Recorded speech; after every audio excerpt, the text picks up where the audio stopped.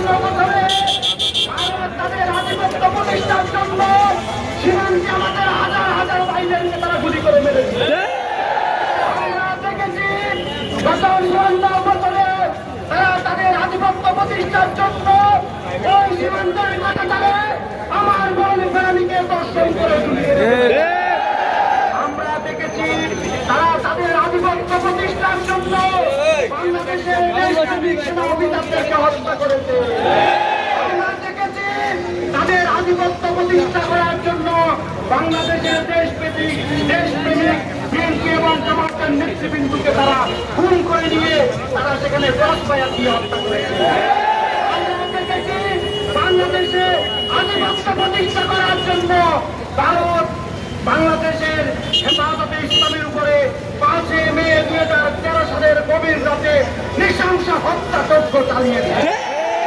আমরা দেখেছি সর্বশেষ তারা তাদের আধিপত্য প্রতিষ্ঠার জন্য জুলাই যোদ্ধাদেরকে টার্গেট করে তাদের টার্গেট কিলিং এর প্রথম শিকার হিসেবে তারা হাদি ভাইকে হত্যা করেছে। আমরা তাদেরকে স্পষ্ট ভাষায় বলে দিতে চাই, ওই হিন্দুস্তানের মাস্তানেরা তোমরা কান খুলে শুনে রাখো, সীমান্তে হাজার হাজার বাংলাদেশিকে হত্যা করে ভারতীয় আধিপত্যবাদ প্রতিষ্ঠা করা যাবে না। আমার বোনকে দর্শন করে কাঁটাতারে ঝুলিয়ে রেখে ভারতীয় আধিপত্যবাদ প্রতিষ্ঠা করা যাবে না। ওসমান হাজিকে হত্যা করে ভারতীয় আধিপত্যবাদ প্রতিষ্ঠা করা যাবে না। এই দেশের মানুষ জানে কিভাবে বিপ্লব করতে হয়, এই দেশের মানুষ জানে কিভাবে ইনসাফ প্রতিষ্ঠা করতে হয়।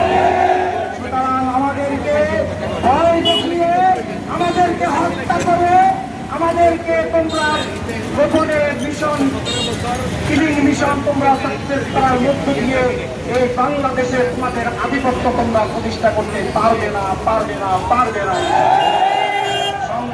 উপস্থিতি আমি বলতে চাই স্বরাষ্ট্র উপদেষ্টাকে, আপনি কি স্বরাষ্ট্র উপদেষ্টা হয়েছেন? আপনার এনএসআই কোথায় ছিল? আপনার এসপি কোথায় ছিল? আপনার গোয়েন্দা বিভাগ কোথায় ছিল? হাদির উপরে তারা দীর্ঘ ১ মাস ১.৫ মাস থেকে পরিকল্পনা করেছে হত্যার।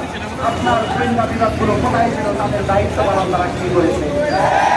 কিন্তু ঠিক আছে, গত ৭০ বছরে জামাত এবং বিএনপির নেতৃবৃন্দ একটা ওয়ার্ড শাখার সভাপতিকেও কিভাবে ঘর থেকে বের করে নিয়ে যেতে হয় সেটা আপনার এসপি বিভাগ জানতো, সেটা আপনার গোয়েন্দা বিভাগ জানতো। একটা ওয়ার্ড শাখার সভাপতি, একটা ওয়ার্ড শাখার সেক্রেটারি রাতের বেলায় কোথায় থাকে, দিনের বেলায় কোথায় থাকে, আপনার গোয়েন্দা বিভাগের কাছে রিপোর্ট ছিল।